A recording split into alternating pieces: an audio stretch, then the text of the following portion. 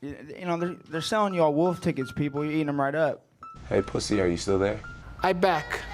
Trust me, I back. But I'm not impressed by your performance. Eu dei nothing. Eu dei nothing. Shut your fucking mouth, you dei nothing. You dei fucking nothing. Not one of you dei nothing. I'll tell you what, bro. You know, I was out there, I was fighting all the hitters, bro. You ain't fought no hitters. Come on, guys. It's normal. I'm not saying I would fight you. I would kill you. John, do you think I'm just gonna sit there and let you kill me, John? I mean, really? No, don't be scared, homie. I'd like to take this chance to apologize to absolutely nobody. The double champ does what the fuck he wants.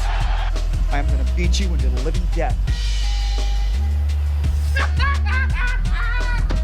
I mean, maybe that's your job, but where I come from, you know, people like that get slapped. That's fucking illegal. Nick you just shook up the world. How's that feel? Hey, I'm not surprised, motherfuckers. Yeah, this is a simulated death match. And you haven't simulated anybody's death yet. I said it last year. We're not here just to take part.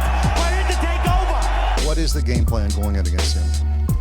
The game plan is you go in there, hit him with some good shit, don't get hit, and come home with a pocket full of cash. Who the fuck is that guy? Everybody's on steroids. The whole UFC, everybody. I'm gonna go home tonight. I'm gonna drink a Coors Light. That's a Coors Light because Bud Light won't pay me nothing. Do you want to be a fighter? That is my question. Any of you radio personalities think you want smoke? Call me Mr. Chimney. I want smoke. Yes. What is up? What is up? MCR family, another live fight chat edition of the show. UFC 243, Robert Whittaker versus Israel Adesanya, about to go down right now. Both men just entered the cage, and I'm joined, as usual, for these MMA shows and live fight chat editions of MMA shows, the one and only, the notorious Mr. Anthony Walker from ShareDog.com. Anthony, how are you doing, man? Pretty good, man. What's going on with you? Another day, man. Another dollar, you know. And plus, I mean, the Joker's out right now. So, I mean, everything's all right with the world. The Joker was fantastic. Fucking fantastic. And we're probably going to break that down tomorrow on Trending Now Network, me and Anthony. So, make sure you subscribe to Trending Now Network on YouTube. But digressing from that, right now, Whittaker, Adesanya, about to go down. Oh, man. Let's sort of give our last-minute predictions on this and sort of thoughts on it. And last-minute thought on Whittaker, Adesanya is about to go down. And JumpTube, I see your comment. Don't worry, I made a video about Triple G Derevchenko. It will go out after this video is done. Sorry, I can't do both at the same time. And I'm really excited. This is probably the best fight outside of Khabib versus Ferguson that the UFC could put on right now. On paper, it's very even. I'm leaning toward Whittaker, but honestly, anything that can happen wouldn't surprise me too much. Yeah, I mean, obviously, we have Whittaker, probably the more experienced guy in the division, obviously, at this point in time. Maybe more the more polished MMA fighter, you know, complete MMA fighter as a whole. And on top of that, he might have the right style of striking to really give Adesanya issues. But then again, Israel Adesanya is one of those guys that's been improving drastically from fight to fight in his MMA career.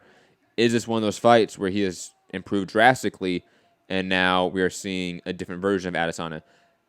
But regardless, this fight is fantastic. I am thoroughly just hyped for this matchup, and it is about to go down. Hit the like button, share the show, subscribe, patreon.com/Mixed Combat Radio. Call in 323-870-4051. Press 1 to get in the queue. International callers call in on Skype, Mixed Combat Radio.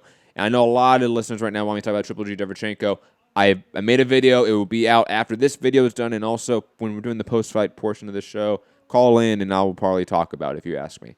But digressing, man, I still believe Adesanya should win this fight. I do think he will be able to control the distance more so, and that is going to be a fundamental factor of this fight. Will he be able to catch Whittaker when he's making those explosive entries on the inside, throwing combinations? If he can catch him on that sort of explosion and do that consistently, it would be his fight to win. If he cannot do that, and Whittaker is successful in that just one key aspect of this fight, he will win. Yeah. Let's be honest. Yeah, I mean, Whittaker has shown himself very, very adept at getting on the inside and imposing his game plan. I mean, keep in mind, this was a guy who fought at welterweight and moved up to middleweight, so he's used to kind of being the smaller guy in there. I think he's going to do that. I think he's going to get in the inside, give Adesanya a hard time, and probably slow the pace down, make it more of a grinding affair. I think he should win a decision here. You know, I was watching Submission Radio. Shout out to Dennis and Casper over there. Their little sort of they went through the fans and asked them all their predictions. Yeah, and that was the overwhelming response of the fans. Overwhelming response.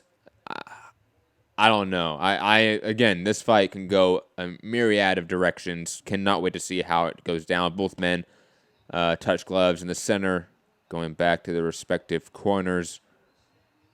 I'm hyped. And one of these fights, man. Yeah. These are the matchups that make you a fan of the sport. Oh man, it's happening now. It's going down. Round one starting right now. 4 minutes, 56, 55 seconds for those that want to sync up with us.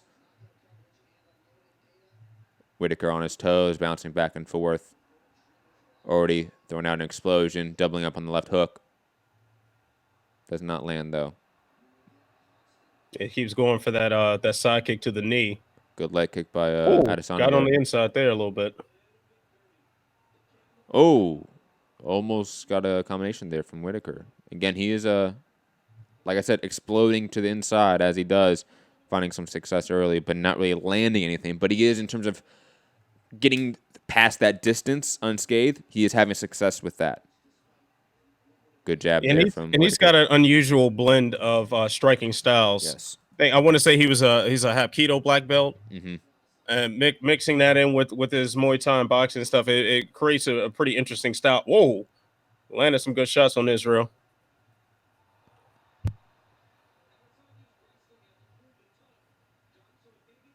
Whittaker definitely dictating the pace and the real estate of this fight right now. Israel's got that chin up pretty high. As he I don't know if normally he's does. trying to bait him or Switching stances, throwing a lot of feints, as Adesanya is expected to do. Notice Adesanya hasn't unleashed the kicks yet. He threw like a leg kick early, yet. but he hasn't gone back to it. Yeah. Like, I think Whittaker checked it pretty well, too. What I remember.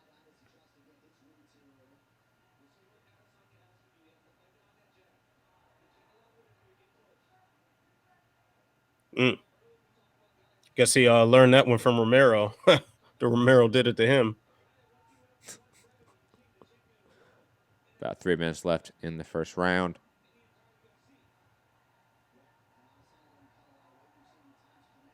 A lot of movement, a lot of feinting. A lot of posturing. Whew. Leg kick by Whittaker misses, but I liked it.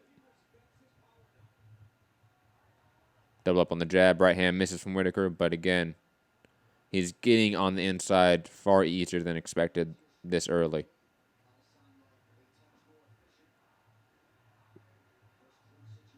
So Israel had initiated that clinch? Eye poke. Yeah, I think so. Yeah, that's definitely didn't expect that to happen.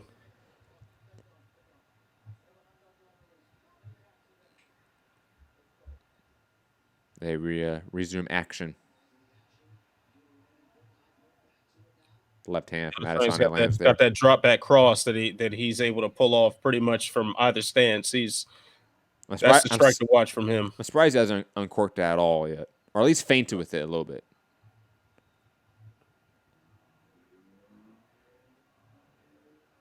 No Superman jab. Adesanya doing a decent job of just backing up and getting out of range, though. He is backing up a little bit too straight, but regardless. Ooh. Nice setup for that leg kick.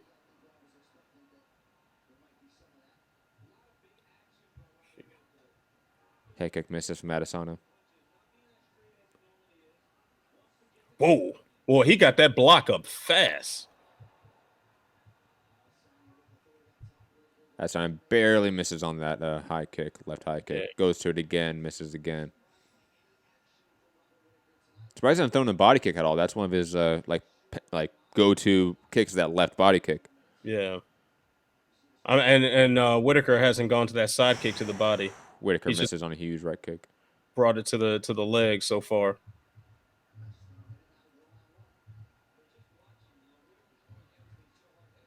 Jab to the body from Israel Adesanya. I wonder if Whittaker is going to be able to keep up this pace, because he is throwing just power with every shot. And not a lot of it's landing. No.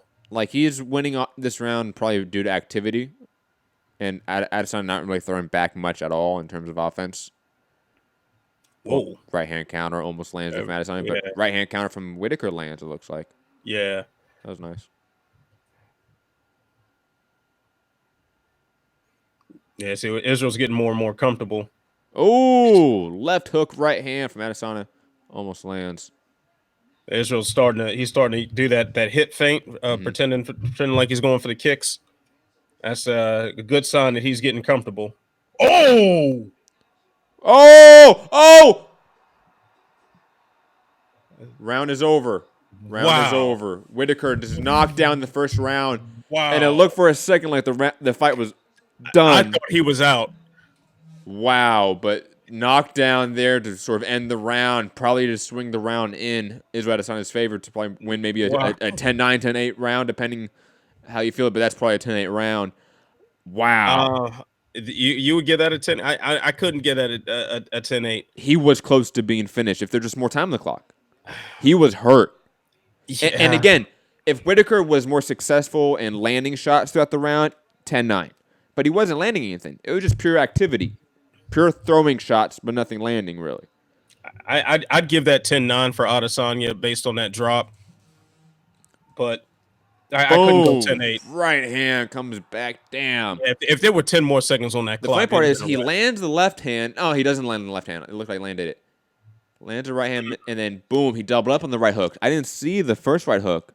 That's nice. So Adesanya misses the left hook. Whittaker's close to him, lands a short right hook, and then pulls back and throws another one and drops him. Nice combination there on the inside. Wow. Round 2 is starting 4 minutes, 50 seconds for those who want to sync up. Oh, Whittaker landing a good left hook that it looked like. Yeah.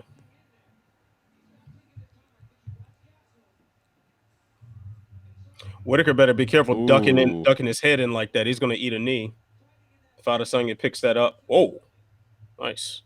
Good jab there from Whittaker. Adesanya's, I don't like how he backs up, to be honest. He just goes straight back. Yeah, he doesn't with his head leaned back. He doesn't bend at the waist enough to me. Yeah. But then again, like that's an MMA thing too as well, and also kickboxing. Like traditional kickboxing doesn't have waist movement the same way that boxing does. I mean, you see guys like Canelo or Derevchenko right for the fight earlier tonight. A guy that sort of slips under a hook and rolls out. You're not seeing that from Adesanya. You're just seeing him pull straight back, walk back, and then try to take an off angle and circle out. But you can catch that. You can sort of time that and read a pattern off of that if you're Whittaker. And let's say Adesanya's moving back, and then he takes that off angle. You can land a left hook, right hook, whichever way he's going, and hurt him. Almost like maybe like a Dan Henderson, Michael Bisping knockout. Right. Where Bisping's pulling out, trying to circle out to his left, and Dan lands the right hand, drops him. Or even like Silva Weidman, Yeah. with Silva just leaning back and Weidman throwing a strike that's off pattern, and that being what leads him to getting dropped. But with Silva, it's not the same as Adesanya because Silva was with waist movement. He was bobbing and weaving and then weaving into the shot. It wasn't just pure footwork. You know what I mean? Like Adesanya is not moving his upper trunk at all. He's just moving straight back and then circling out with his legs. You understand? Well, yeah, I just see what you're saying, but just the lean back period. If you're leaning back period and you're not doing a whole lot else, you can get caught when you just run out of real estate. Absolutely, no, absolutely. But I was making the slight distinction between Silva and Weidman, and let's say what Adesanya is doing, because there's a slight distinction. Yeah, I mean, Adesanya is doing more than what Silva did. Yes. With the footwork, but it's kind of the same principle. Like Yes, the same defensive movement in MMA is just totally different. It's the same basic strategic flaw. It's totally different tactical flaws. Right. Adesanya did a good job this round, pressuring Whittaker, landing some good shots. Whittaker looks like he's bleeding a little bit. I can't he's tell. got a little blood on him. Is it his nose, his mouth? It's a tough round of scored thus far. Yeah. Both guys missing a lot of shots, too. Whoa, that was a nice kick. Oh. Adesanya lands a maybe short right hook, but then Whittaker comes back with a high left kick. Partially Nice. blocked. Man, Adesanya barely gets out of danger there. Right hand from Adesanya lands right there. He is definitely one of those guys where he really isn't a counter striker.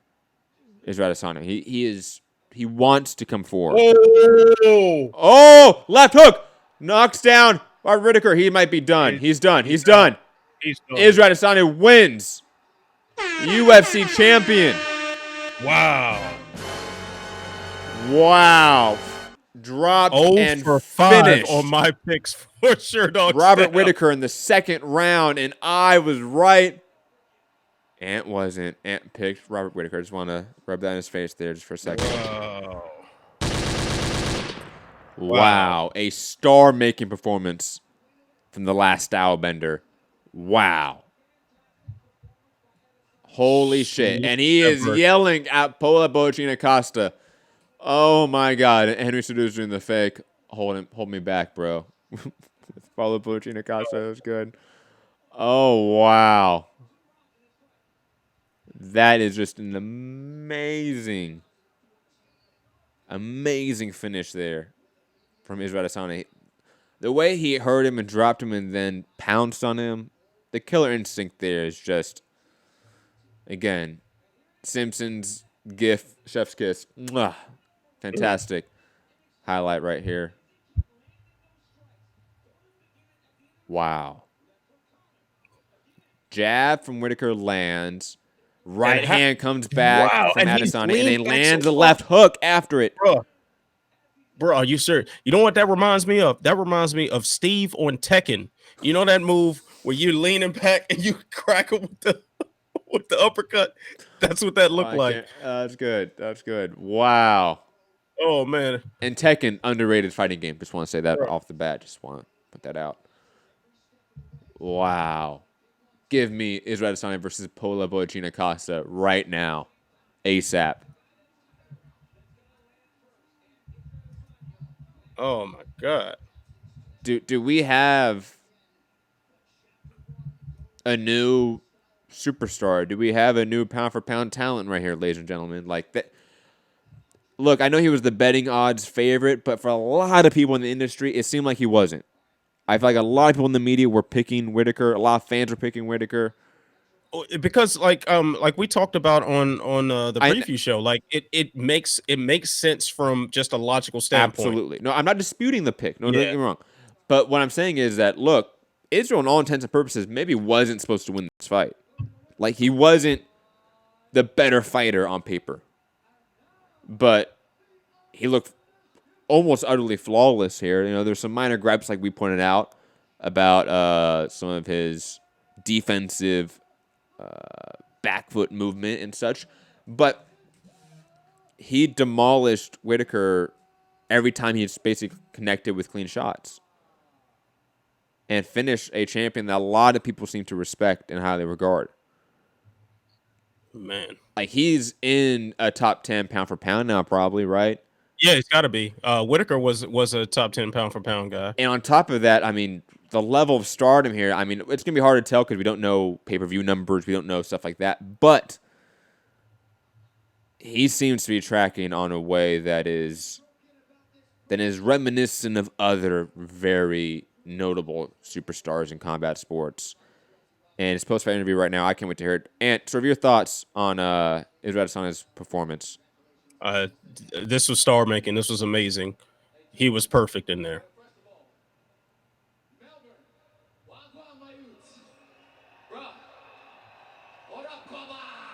Wow. Man. 50+ thousand Australians and New Zealanders cheering him on. This man is a star. There's just no other way around it. He's a star. He's definitely a superstar in that region of the world, without doubt. The thing is, Whether or not he's a U.S. superstar doesn't matter. He will be now. He will be. I mean, I kind of think he already is. I mean, this is a guy who's already kind of made a lot of the media rounds in the U.S. He was on Breakfast Club. He's been, he's been featured on talk shows and all that stuff. Like he's a guy who's kind of made the rounds already, and he's an undefeated fighter, and he's of hip hop culture. And he's of comic book culture. Like there's too much pop culture in this man for him not to be pop culture himself. Agreed. I can't wait to see what's next for this guy, man. And I can't believe I called it right and you didn't. Rub it in your face some more. Wow. Call in 323-870-405. Press 1 to get in the queue. Obviously, next is Paulo Bochina Costa, right? Like, there's really nobody else that's on the docket for number one contender status. How does that fight go down in your mind? I'm sorry. You talking about Costa and Izzy? Yes. Yeah, sorry, I was looking at the replay. Yeah, it's amazing. I know. You know what? It's hard to not side with Israel after seeing that, because Costa went through hell to beat Romero, as pretty much anyone who does who fights Romero and comes out with their hand raised. Like, you got to go through hell to get there. But those moments of hell are moments that Israel would be exploiting with just superior kickboxing technique.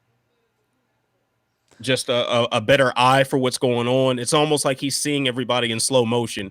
It's nuts what he's capable of accomplishing. Oh, is he getting the ring or the cage? Come on. I think so. My stream is really fucking up right now. Mine is messing up too. Okay, good. It's not just me. So it's ESPN. It's everyone then. Okay, my stream just cut out. Yeah, mine too.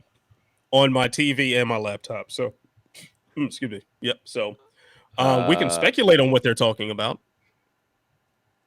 Well, this is rough. Oh my god. Oh, good job, ESPN. Oh, it's good now. It's good, but no in cage interaction seems like we're gonna get between Israel and Adesanya. Missed moment, in my opinion. That they should do that more often. Like, get security up there. Like, and honestly, like, I know, like, both these guys are kind of hot-headed in a way, but they both know promotion also. You know what I mean? Yeah. Like, I think they would be understanding of the level of what they can sort of cross and not cross. But digressing from that, Israel Adesanya clearly started making performance. That first round, close, but dropped him late, and then dropped him again in the second and followed up and won a spectacular, again, star-making performance in Melbourne, Australia on UFC 243. Hit the like button and share the show. Let's talk about the co-main event right now.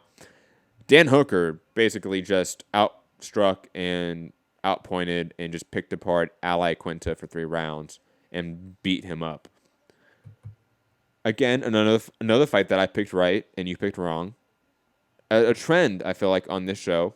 Mm-hmm. Not just for this fight, just like overall period throughout history of our shows together. Digressing from that, though, your thoughts on being wrong, Ant, and Dan Hooker making some steps in his game, looking more polished on the feet. Your thoughts on Dan Hooker beating Ally Quinta in the co-main event? I think that means Dan Hooker is for real at 155. I believe people kind of had their doubts about him after the Barboza fight, and then and granted he did run through James Vick, but James Vick is also a guy who, like Dan Hooker earlier in his career, was probably cutting too much weight, fighting lower than what he should have been, and wasn't making the best use of his athletic talent. So you could put a question mark over the James Vick win. You can't put a question mark over beating Ally Quinta. You just can't. Like, he's a fundamentally sound fighter who typically shows up to perform against the best names available. Dan Hooker ran through him. That man's legit. I completely agree, man. He's like literally dancing and singing on his way back to the locker room. Wow, just again, like, goosebumps. These are the type of fights and performances you go, man, this is the next generation. This is how it works all the time. Like, this is the next wave of stars. Like, and I love seeing these. I love seeing a guy who I've watched from a very long time ago in glory all the way to now. You know, seeing the growth in him. But back to Dan Hooker. he called out Dustin Poirier next. I think that would be a fantastic fight. Plus, Kevin Lee versus Gregor Gillespie winner. I mentioned to you before we started the show would be another good fight next for Dan Hooker. I'm trying to think of some other ones maybe. Like maybe you'd throw a Donald Cerrone matchup right now if that would maybe make sense some way. But maybe he's thinking past that, looking more towards title contention. Any thoughts on the next opponent for Dan Hooker and how he will look in that performance? I kind of like the Poirier fight. That makes the most sense to me. It's a fight where I think we're guaranteed to see some good action. Both of those guys do come to fight, and they will meet each other in the center of the cage and get it on. So it'll have the entertainment factor. Poirier is probably at a crossroads in his career right now after his loss to Khabib Nurmagomedov. So him being able to beat Dan Hooker would be a good sign that he can stick around in this division and make another run at the belt. And for Hooker, it would be beating Poirier would be the best name he could have on his resume that's available right now. I wouldn't, maybe Gaethje, but quite honestly, I think I'd rather see the Conor versus Gaethje fight. Agreed. If Conor is coming back anytime soon. I agree completely. Next up on the card, I believe, was it the Tai Tuivasa fight? Or was Yes. Yes. He lost. Wrestling. Work on the wrestling. He was getting taken down at will by Sergey Spivak. A lot. And it was to the point where like it was apparent he had nothing to offer in terms of that department. The takedown defense, it's like he had nothing to offer. But once it got on the ground, it was like he was very good at getting back up. Yes, agreed. Which was interesting. I found that to be kind of strange. Typically, if a guy can get up that easily, he's not going to get taken down as easily. But I guess there's some sort of gap in his training, or at least what he remembered in the heat of the moment. Yeah, but maybe, the natural instinct to like shoot for underhooks right then and there when somebody shoots for a takedown, like that's something that you have to work on. Like that's muscle memory that you need to build on. And maybe he just doesn't have that yet. While, let's say, scrambling and getting up to his feet comes more naturally to him. That's possible. But definitely a poor performance from the Australian native. Moving on, Diego Lima beating Luke Jumo. Yes, that. Diego Lima shockingly won, and again, proving that Ant's just really bad at picking fights. Today I was rough. Garbage at picking fights. I went 0 for 5 on the main card. And especially if you start picking a lot of just the Australian names, it was rough for you. I have no real take on this other than Diego Lima looked better, in better shape. His leg kicks were on point. Overall, just a better control of the fight than in previous fights. And any thoughts on Diego Lima's performance? I mean, not really. I mean, this was a fight that didn't belong on a pay-per-view main card. A lot of these fights. Really, most of the pay-per-view main card did not belong on a pay-per-view main card. This was certainly in that ilk. I don't really have many thoughts on this fight. I mean, it's good to see Diego Lima actually putting things together and becoming an effective fighter. I know he certainly has the enormous shadow of his brother Douglas, who was one of the best fighters in Bellator history to live up to. And he seems to be making good on that last name and putting together some solid performances. So, well, credit to him. All credit to him. Yes, definitely seems like, was it the Mark Hughes to the Matt Hughes? Right. Definitely that sort of. Or like Rashad Evans' brother that got booted off of The Ultimate Fighter. Why am I forgetting this? Because he was barely on there. It wasn't much to remember. I'm now going to go on such a deep dive on Rashad Evans' brother. You have no idea. Okay, there's lost history of MMA that I remember but really don't. Moving on, though. Upset? Or do you call it an upset? Jorgen De Castro defeating Justin Tafa? Not really. I mean, this was essentially a regional heavyweight fight. Yeah, that's what this was on a UFC pay-per-view. Thank God it ended in the first round, and thank God it was a flashy KO. Yeah, because if it went another minute, it was going to be a terrible, sloppy, ridiculous fight. Like it would have been the definition of bad MMA. You can't expect much from two guys making their UFC debut who have a combined record of 8-0, and this happens to be a 55,000 seat stadium in Australia. Like I'm sorry, like these are not the conditions where a long drawn out heavyweight fight between inexperienced people becomes good or even entertaining in any way, shape, form, or fashion unless you have a quick finish. Agreed. Call in, guys, 323-870-4051. Press 1 to get in the queue. International callers calling on Skype, Mix Combat Radio. I'm probably going to feel generous and also talk about Triple G Derevchenko because why not? Just two birds, one stone. Moving on, Jake Matthews defeating Rostam Akman via unanimous decision and mainly avoiding the ground like it's lava when that's his best skill. And he then went on to say that he did that because I forget who he said it was, but like one of the announcers or commentators mentioned that he couldn't win standing up, something to that effect. Yeah, so that's why he did it. Really strange. Weird performance from him as well, because again, I'm thinking the whole time, what are you doing? But he clearly won, in my opinion, and obviously outstruck Akman, but it was an odd performance and odd reasoning for that performance when I feel like he could have taken him down and probably got a finish in the second round or so. And I think Akman should have taken his sweater off too, but it's another story. Another story in and of itself. To sort of skip some fights, moving to Brad Riddle versus Jamie Malarkey, just to point out that was a fantastic fight. Yes, it was. Round of the year candidate in round number 3. Just want to point it out. I don't know these guys. Don't have really any in-depth take on any of these two guys, but it was a fun fight. Go watch it if you can. Megan Anderson, though, winning via shocking submission. Yeah. I mean, this was a setup fight. This was a fight that she was supposed to win. So they pair her up with a French kickboxer who is the last person that's going to be able to take her down or employ any sort of real ground game. And Megan took advantage of it. She did exactly what she was supposed to do. She was supposed to win this fight.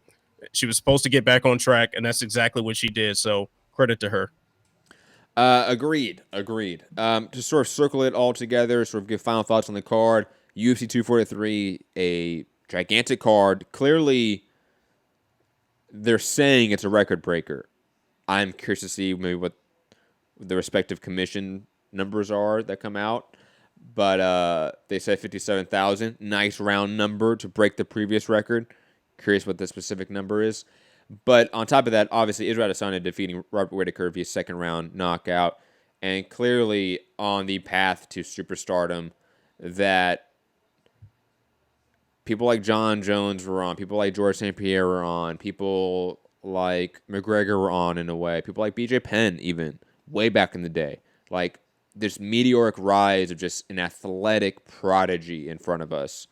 A talented, skilled fighter in front of us on top of that. It's the ultimate package to be the ultimate athlete and then to have great skill. You can't beat that. You're going to rise to the elite level when you have those two things in combination. And clearly he has that. And clearly has a mind for just everything outside of actual fighting. And that's what's going to lead him to be a superstar. And like you said, Ant, perfectly, the cross-pollination in terms of promotion that this kid could have, he guy's older than me, that he could have is insane. Like the potential is limitless. You have the comic book industry that is ginormous. This was at Marvel Stadium, by the way, something that they picked up on for their promotion. Literally, Thor was in attendance. Yes. So if he's not in if he's not in the next Guardians of the Galaxy movie, if he's not a part of Black Panther's entourage, I want him in something funny because he's funny. But yeah, Black Panther too. But we're not gonna get Black Panther for like fucking years now, man. Like, we have to wait on that one. Maybe Thor next, as Thor was there. That's a closer movie. It's sooner. I mean, but he doesn't belong in Thor. I mean, he belongs in Black Panther. That's where he belongs. Yeah. I mean, you can't. I mean, excuse me. Excuse me. Here's how I do it.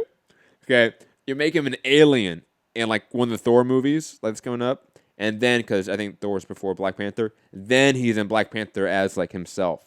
so you don't know that he is playing two different characters. See? Make the money, man. Come on. What? Just gonna have to float the thumbs down on that one. What? Come on. When Simon Pegg and Daniel Craig like studio hop from James Bond over to Star Wars and were in stormtrooper suits, that got massive publicity. It's all about it's all about just getting headlines. You got to think about that context, right? All right. I'll give you that. It doesn't matter if it like really matters if he's some background alien character in some bar scene, and then he's actual like real background character in Black Panther. Doesn't matter. It's just headlines. Okay. You see what I'm saying? Casting agent. All right. I'm just agent. Period. I'm just saying he belongs part of Black Panther squad. Well, of course like he does. Maybe not squad, but like part of M'Baku's clan or something like that. That's what. Ooh. Yes. I want him to be like M'Baku's like right hand man. Exactly. That's what I'm talking about. Please give me that. And like him kind of like a young Chris Rock impersonation. Like give me that movie. I will pay you anything, Marvel. Please. But digressing. Israel Adesanya clearly had a star-making performance and clearly on the way to pound-for-pound status, if not already there, based off of this win and his run. And the Polo Bochina Costa fight next is a massive fight that I don't know where they're going to put. Probably a Vegas fight. That's going to be in Vegas, I'm sure. That screams of Vegas, unless they want to double down with the Oceanic region. If they put them in a pay-per-view in Australia or New Zealand, maybe, or Africa. If they want to make the move to Africa, they got Usman. I don't think that's the play, but what I think the smart play is to do a media tour for that fight. Because yes, of course, the winner of that fight is either your Brazilian superstar, which is a huge market to go to, which is something that's desperately needed right now. Or you have Izzy, which is a potential transcendental crossover superstar in multiple markets and multiple regions in the world. And I would put the money preemptively into that type of fight. I would have a media stop in like Rio de Janeiro or Sao Paulo, media stop in Melbourne or Sydney, and then media stop in New York. And then the fight maybe in New York or Vegas. That's what you do. You have to do that. Maybe in LA be a third option, but I think, to be honest, Vegas or New York are the clear options for that type of fight. But regardless. It depends on the timetable too with that, because New York, they're about to go to New York. They only do one trip a year to Madison Square Garden. You wouldn't put that in Buffalo. You're not going to put that in upstate New York or anything. But that belongs I think, at MSG. I think you can, or the Barclays. Yeah, but I think you can go back in May and make that fight in New York, right? And yeah, they do one card a year in New York, but hey, they can get away with it with that one and do another one in November. That's a big card. They can do that, like they usually do.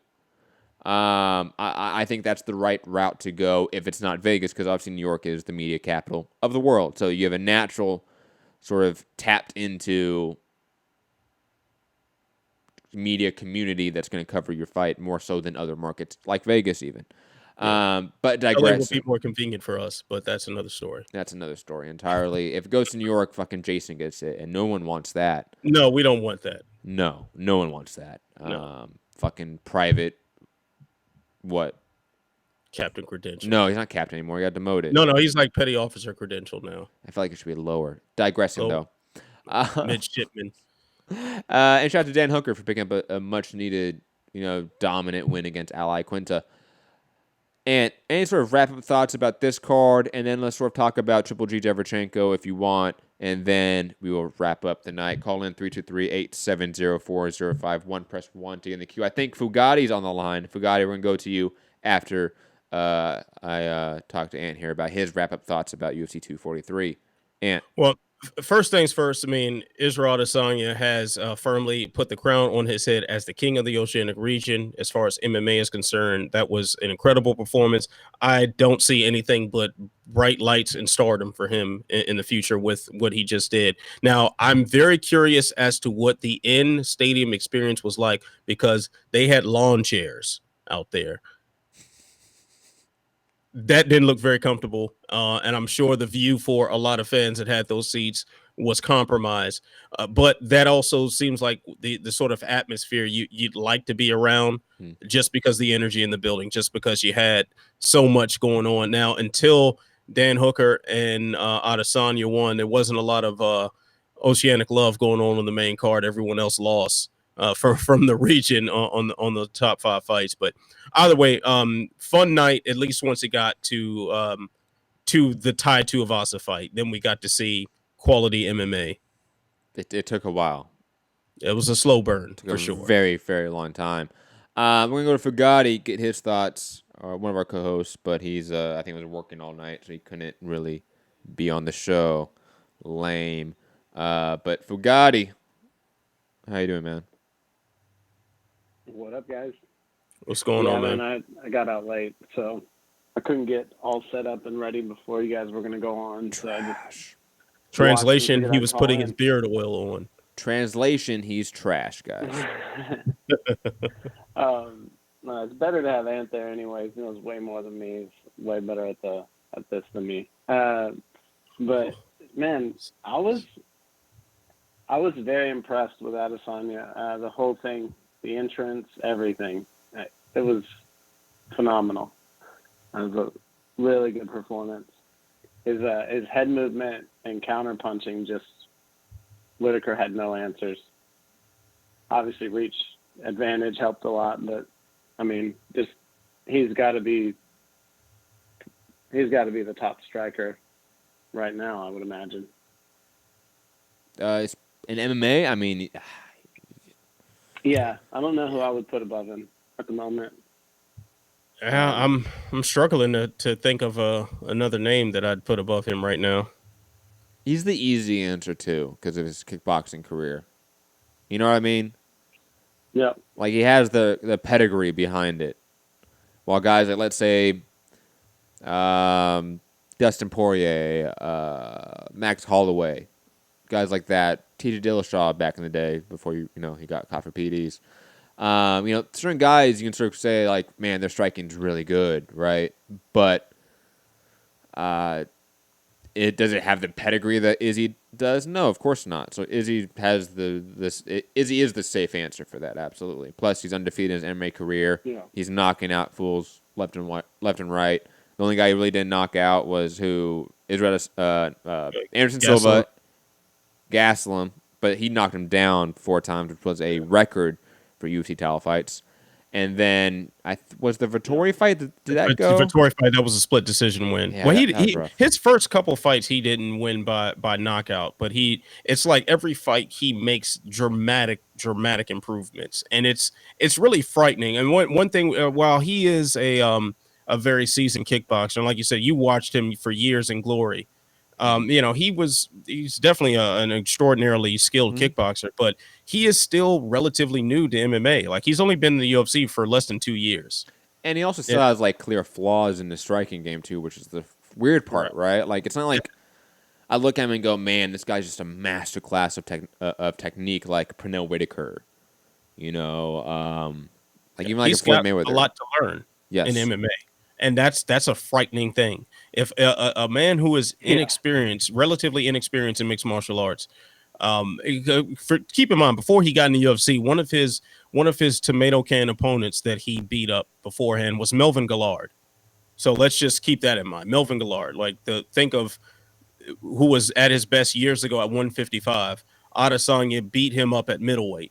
And that was one of the victories that propelled him into the UFC. So you talking about this dramatic rise in competition comes this dramatic rise in skill, and he just keeps getting better. The cool thing about guys who are relatively new to the sport is that every fight they can drastically improve.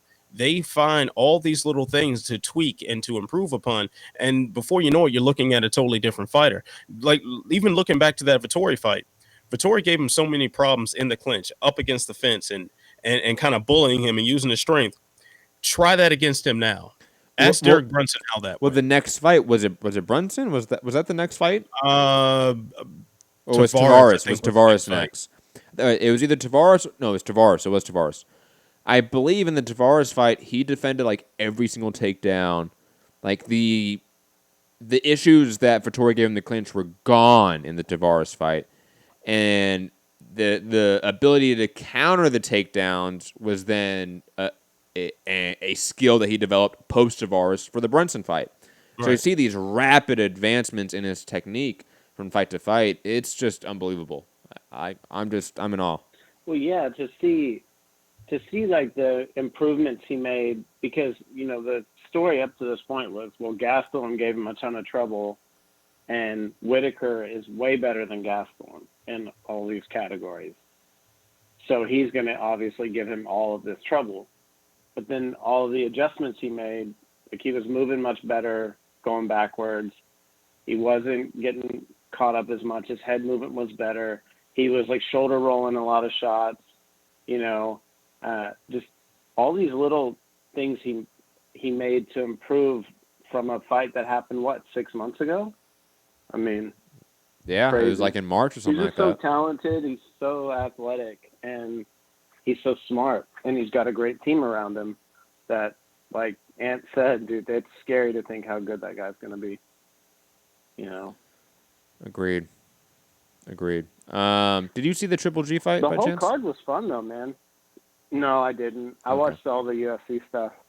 Yep. I basically picked the card up at work. Once the doors closed, I just threw it on. And I started at the Diego Lima fight. Okay. What do you think of the Dan Hooker fight then? Hooker looks like he is going to be a force to be reckoned with. He's got a great jab. He doesn't ever panic, and I mean, he put it on Iaquinta, and that's a big thing to say. I mean, he beat Iaquinta pretty easily. So I don't know. He called out Poirier, right? New Zealand, you say, wants to fight him in New Zealand, 2020. Yeah, that's what he said. I don't know if that's a smart idea for Dustin Poirier, man. That's a long fucking flight. The Poirier, he'll take that if he wants to fight. He wouldn't mind the trip. Poirier's throwback, man. And he might actually think it's a fun thing to do, is go all the way to New Zealand to fight that guy for a vacation. Yeah, that sounds like something he'd do. Not the wisest move, but I could see Poirier doing that with a smile on his face. Yeah, I think that's a tough fight to come back from Khabib, but I mean, that's kind of the thing that I really like about UFC, is that there are really no soft touches. So, I mean, a Dan Hooker fight, if Hooker beats Poirier, that's going to say a lot, but I just don't know. Poirier's a tough out. The other fights, I actually started at the De Castro fight. Those were all pretty good fights, but just nothing.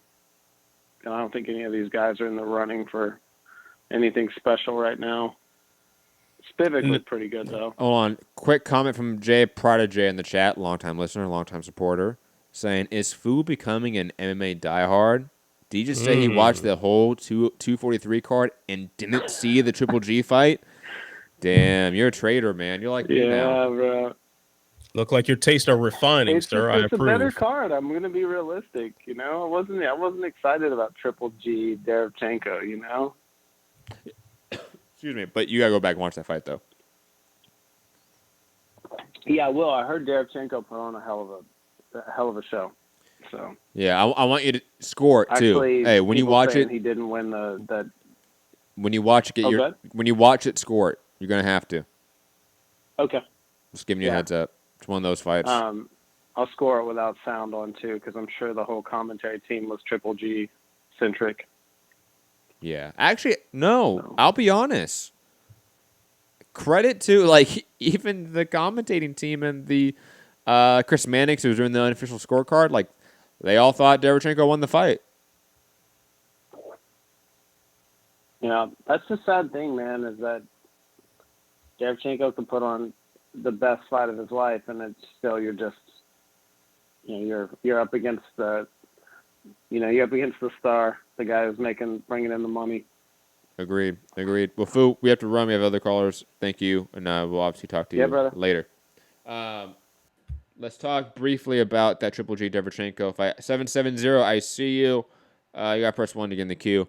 Let's talk about Triple G defeating Derevchenko via split decision And perhaps the robbery of the year, I think I need to go back and watch it again. On top of that, sort of see what the reaction is from the consensus of the boxing community, because to say that, it needs to be a consensus. And it felt like Triple G on this night all of a sudden looked 37 years old. Excuse me. He was a guy that all of a sudden didn't have the cardio to throw the volume like he used to. All of a sudden could not win the jab battle like he used to. All of a sudden could not put combinations like he used to. That is all signs of a guy looking and is getting old in the ring. That Father Time is there, and it's right in front of our faces. And Triple G's inability to really deal with the pressure of Derevchenko, the body work of Derevchenko, was utterly shocking. Derevchenko's ability on top of that to turn him each time he got in close, would throw maybe 2 or 3 shots to the body, turn him, throw 2 or 3 more shots to the body, and keep turning him. And did that all fucking night. And Triple G had zero answers for it, other than he would have to go forward, have to gain some momentum, have to start throwing combinations.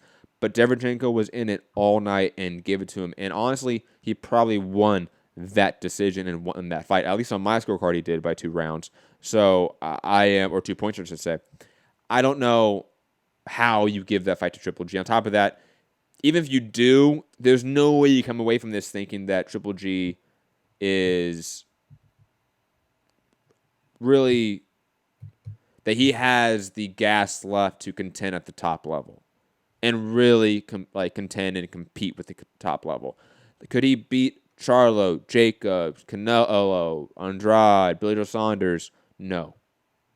And the answer, I think, is quite clearly no. And even that, even guys like Ryota Moreta or Rob Brandt, those guys might even be favorites against Triple G at this point in time. Maybe not betting favorites, but for me personally, they might be. It's just a clear sign that a guy that's been in it for a long time, has hundreds of amateur fights, and obviously a long pro career, it's caught up to him. And sad. But he got the judge's decision, and he lives to fight another day and potentially get that Canelo trilogy fight that which almost he would get washed in. That was almost taken from him. But yes, he would get washed. He would get washed like that. I don't want to see that. No. And this is coming from a guy who scored both fights against Canelo for Triple G, which is wrong. But continue. No, I'm incredibly right. You weren't right tonight, so I don't know. Oh no, I was foul tonight. Your man. judgment seems questionable. I was so trash tonight. Tonight, let's just forget that I had fight picks for tonight. 0-5. Actually, the entire Shirt Dog staff is hurting right now. In the Slack chat, it's like 0-5s and 1-4s all across the board. Man, we were looking real sorry tonight. A lot of, but here's the thing about the picks. I stand by my picks because I picked them all for good reason. The picking fights is always just kind of up in the air. A lot of crazy shit happens, but as long as you have intelligent reasoning behind it, I'm good with it. But anyway, yeah, Triple G gets washed if he fights Canelo again. He certainly looked like a man who was 37 years old tonight. Now, while I didn't watch it close enough to have my own scorecard because I was doing double duty watching UFC as well, and I was eating at a that's always an issue. Yes, eating Pastor burrito from this taco truck down the street. It was fantastic. Pastor, by the way, underrated option. By the way, just want to throw that out. Yes. Beautiful stuff. So I was focused on a lot of other things, but Triple G, you very rarely see him back up as much as he was. He was getting backed up a lot of single shots as well. Normally, you used to seeing him moving into combinations, but it's just one shot and done, and he looked like he was having trouble pulling the trigger. And that is the sign of all signs that the end is nigh. Yeah. Yeah, it's going to be a rough one for him. Let's go to our last caller, 770. 770, who is this? Where are you calling from? Sam. Who is this? It's Sam. Sam, what's up? Sam. Yeah, from Twitter and Patreon. Oh, what's up, Sam? How you doing? Yeah, it's been a long time calling, man. Sorry, just been work, but anyway, before I get into the UFC thing, I want to say shout out to you man on tweet for all your anti-Trump tweets, man. Screw him. I'm hoping for Bernie or Warren next 2020. Hashtag fuck Trump. I like it. I said hashtag fuck Trump. Yep. F45 means time for Medicare for all, and Biden is not electable. You want to talk about boxing now, Sam? Yeah, I mean, let's talk to the fight, man. Or we can UFC. do that in the other channel you got. But I'm stunned. I'm stunned on this fight, man. I'm stunned at Israel, man. I am just completely blown away. I mean, like, I think he might be the next Mayweather. Because, like, what would you say? I mean, that's maybe pushing it, but he's definitely on the way to being something special. That's without a doubt. Like, even if, let's say, he doesn't have the best title run, say he loses some fights here and there, his run to get here is already legendary. You know what I mean? So It is. I don't know about Mayweather comparisons yet. That's a long ways off, but definitely. Well, I know you're saying Mayweather comparison like long as I'm talking about the fight. It reminded me of how when Mayweather fought Canelo, because Canelo was the bigger guy, and like even though Israel's taller than Whittaker, Whittaker still looks bigger, but it's just. You just mean like the defensive movement? Yeah. Okay. I see what you're saying. Okay. Yeah. No. I get you. I get you. I think Izzy definitely needs to sharpen up his upper body movement a little bit, but that's a really minor issue. And plus, MMA is a really hard thing to transition ducking under a hook. There's a reason why guys don't do it often in MMA, and the guys that do it, they're really skilled at it, and they have to be to do it. I mean, like seeing him, he came out of nowhere. I mean, I know for one, he's from kickboxing, but his rise, like many people in MMA hardly knew him 2 years ago. Yeah, it's crazy. I mean, I did it until last year. I saw some of his fights. I'm like, this guy could be something. And then I got more and more impressed. He just keeps on impressing. And like, coming from kickboxing to MMA is hard for many. It's hard sometimes. Yeah, look like a guy like Joe Schilling, for example, in Bellator, who has continually failed at making that crossover. Tyron Sprong even sort of like gave up on it in a way. Chris Misko, Crow Cop. Only guy might be Crow Cop, but Mark Hunt, maybe, obviously. Yeah. But even him, Crow like Cop he had a career. 500 record. What do you think about Israel Adesanya versus Bohachina next? Paulo Costa. I'm nervous about it. I'm nervous. I feel like I was at the bar. I was at Hooters, and like some people saying Israel might get him, but I'm nervous because like Costco, I don't think he won that last fight. I think Romero won it. I think it was. That's fine. It was a. Yes, Sam. Hello. Yes. Yeah, I was we saying got like I don't know. I think it'll be a nervous fight, but I think because like Costco's last fight, I thought Romero won. I think he got robbed. I mean, that's fine. You can definitely have that opinion. I mean, I know, being there live. Who you thought won that fight? I thought I thought Costa won it. Comfortably won that fight. I gave the first 2 rounds for Costa and the last one for Romero. But I know being in the media room, a lot of people had it Romero as well. It was definitely a split room. Yeah, see, everybody. I was sitting on press row, cage side on that fight, and just about everybody on media row said Costa won. Difference of seeing it live versus TV. I watched it and I watched it again. I just still think Romero won. It's just like. Yeah, I mean it was a close fight, so fight, yeah, no like, controversy in feeling Romero won that. I was really mad. I thought it was a robbery, but. A lot of people did at the bar, but I don't know. I think Pasco has that too much power, though. I mean, he has improved as well. So I'm nervous because like, how is he gonna deal with that power, though? And like, his best chance for Israel is to dodge and make him tired. Agreed. Sam, anything else, man? We got to run, unfortunately. Oh, I didn't see the Triple G fight, but I don't think Triple G should fight Canelo. I just feel like I heard about it, but I just feel like Triple G should just hang it out because that age, man. Woo. But great card, man. Next month, man. DF coming back. Agreed, man. Hey, from here to the end of the year, it's just great combat sports. Thank you for the call, Sam, and thank you for your support on Patreon, as always. Guys, it's going to be it for today. Go to patreon.com/Mixed Combat Radio to help support the channel, just like Sam does, and we're greatly appreciated. We add extra shows to the channel, to our Patreon side of it as well. But, Anthony, that's going to be it for today, for tonight. Final thoughts, wrap it up. Where can people find you? And any last thoughts before we get out of here? All right, so the good, bad, and the ugly, the post-fight column will be live on Sherdog.com tomorrow. I'll start writing that as soon as we go off air. You can find me on Twitter at AntWalkerMMA. Israel's a star. Triple G's on the decline. It's one of those crossroads nights for combat sports. Yeah, it does feel that way, huh? And it's weird because it's not the same combat sport. It's different combat sports, but it's a passing the torch night in a way. Yeah. It's just two different combat sports. But digressing, yes, follow him, Ant Walker MMA, all platforms, and of course, Sherdog.com for all of his work. MMA on Point as well for a lot of his work. Go support him there. Find me. Also, Walkout Network, your own personal YouTube channel. Gotta support that. You want to find that on our featured channel section on YouTube? Go over there on our YouTube page. It's right there on the right-hand side. What else? Any sort of housekeeping news? Be back tomorrow. Trending Now Network with me and Anthony breaking down The Joker, which was fantastic.